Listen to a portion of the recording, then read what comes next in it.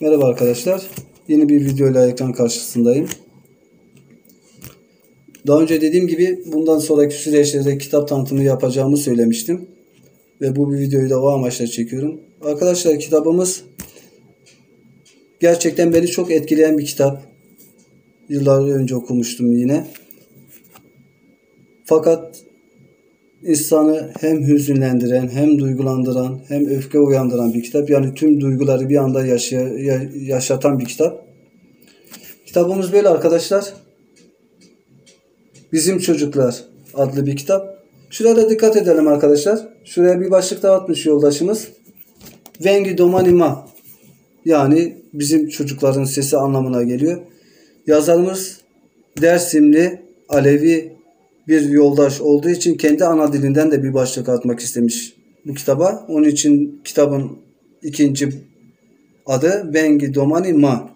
Bizim çocukların sesi anlamına geliyor arkadaşlar. Kırmançki bir lehçeni.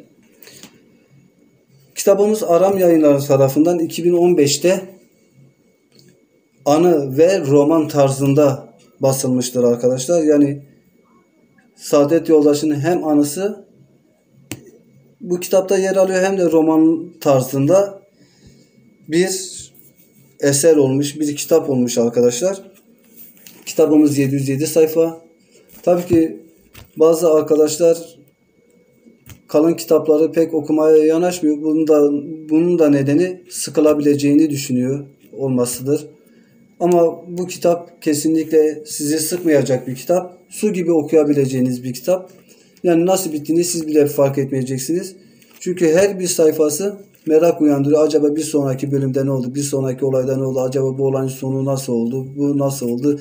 Bu merak sizde uyandırıyor. Bu merak sizde uyandırdığı için bir an önce kitabı bitiriyorsunuz ve siz bile bunun farkına varamayacaksınız. Evet arkadaşlar, kitabımız böyle. Kitaptan bahsedeceğim ama ilk önce yazarımız hakkında gene bazı notlar aldım. Bu notlar üzerinden size bilgi vereceğim yazarımız hakkında. Ondan sonra kitap tanıtımını yapacağım arkadaşlar. 1971 yılında Dersim Pülümür ilçesine bağlı Altınhüseyin köyünde doğmuştur Saadet Yoldaşımız.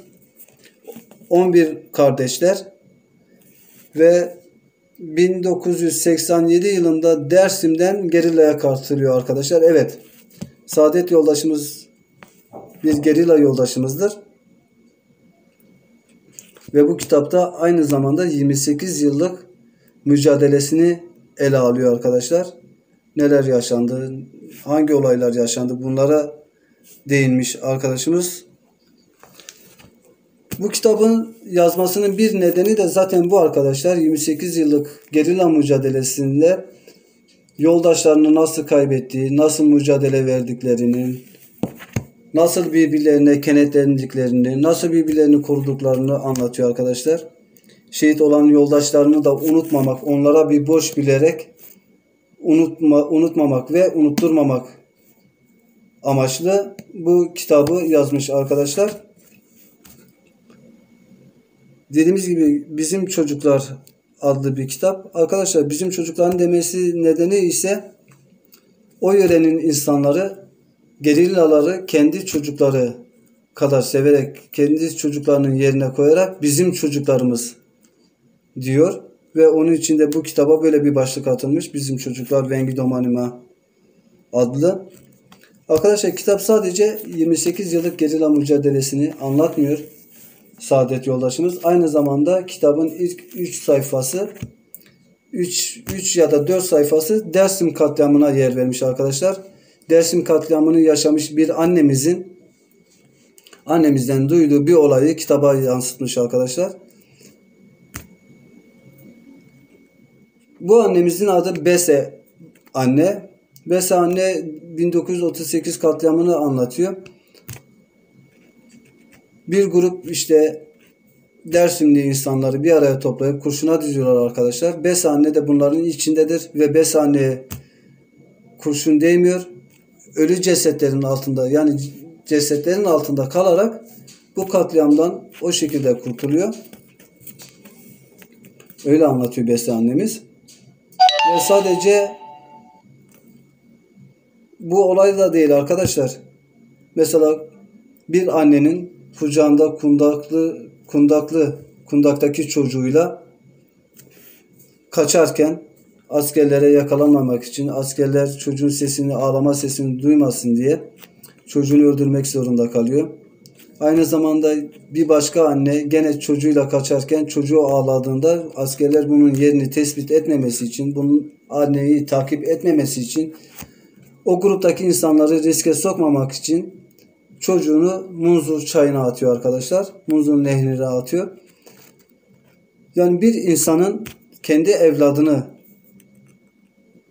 nasıl alıp da bir uçurumdan aşağı atar? Bir insan, bir anne, bir baba çocuğunu nasıl kendi elleriyle öldürebilir? Bu nasıl bir acıdır? Bunu biz onların yerine kendimizi koyarak düşünelim arkadaşlar. Gerçekten çok acı verici bir olay. Ve bunlar da sadece değil arkadaşlar. Aynı zamanda genç kızlar tecavüze uğramamak için kendilerini zindandan attıklarını yazıyor kitapta. Sırf askerler bunlara tecavüz etmesin diye kendilerini uçurumdan aşağı atıyor arkadaşlar. Kitabımız böyle arkadaşlar. Dediğim gibi bir çırpıda okuyabileceğiniz bir kitap. Hem hüzünlendiriyor, hem duygulandırıyor, hem öfke uyandırıyor insanda. Gerçekten bir halk olarak çok acı çekmiş bir halkız biz, Aleviler olarak. Sadece 1938 değil, Çorum var, Maraş var, Madımak var. Yani bir tek bunlar değil, Gazi var en yakın örneği, yakın tarih.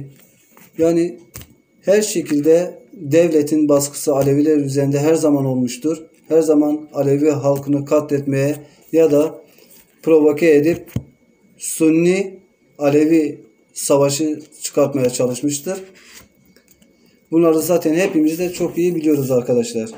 Kitabımız böyle. Dediğim gibi eğer bulamadığınız kitap olursa bana yorumlarla ulaşabilirsiniz arkadaşlar. Bulamadığınız kitapları ben de bir araştırma yaparım. Hangi kitap evinde var, stoklarında olduğunu ben de araştırır, size yardımcı olurum arkadaşlar. Aynı zamanda siz de bana kitap tavsiyesinde bulunabilirsiniz. Benim de belki bilmediğim birçok kitap var ve ben de başka bir kitapla tanışmış olurum. Arkadaşlar aynı zamanda video konusundan da sizden destek bekliyorum. Hem yorum, hem like, hem de yakın çevrenizi kanalımıza abone ederseniz hem daha çok kitleye ulaşmış oluruz, hem de daha çok insanı kitap sevgisini aşılayabiliriz. En azından birbirimize destek olmamız gerektiğini düşünüyorum arkadaşlar. Bugünlük bu kadar arkadaşlar. Yeni bir videoda, yeni bir kitapla tekrar ekran karşısında olacağım arkadaşlar. Kendinize çok iyi bakın.